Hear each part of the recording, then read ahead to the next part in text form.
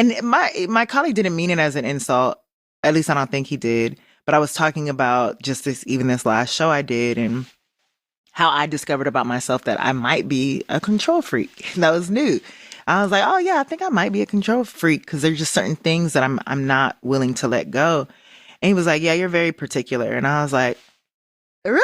But I took it as a compliment. You're allowed to be particular. And some of my favorite creatives, I've noticed that they're very particular. And I felt like I lacked that in a way. And so to me, I was like, thank you. And he meant it in a way where it was like, yeah, you have control freak tendencies because you're particular. But I was like, that just means I have a point of view. That means that, I have a particular taste. And I appreciate that. Thank you. And so for me, that just means that I have a sense of what I want. And so I have no issue claiming those things. But I think, and even in Awkward Black Girl, I think so many of those characters is about that, right? Like women how you show up in the workplace, how you're conceived, misconceived, or portrayed. Because even though in that moment that you're describing, where this colleague says, yeah, you're particular, you can receive it that way. But if he describes you that way to someone else, they go, oh, yeah. What does that mean? But particular, yeah. Because I often find myself, even in walking into a room, I'm particular. I think a high tide raises all ships, right? Yeah.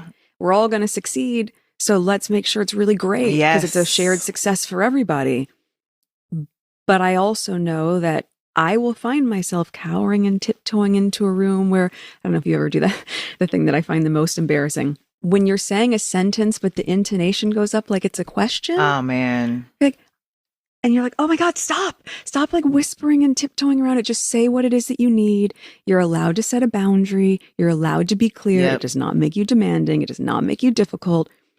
Makes you clear. Yeah. My form of that is like question qualifiers. Like, or maybe we can do something else. It's just always offering a backup. And I had to stop doing that and just being like, no, this is what I want. Because it is another way of like cowering from your power. And I'm not interested.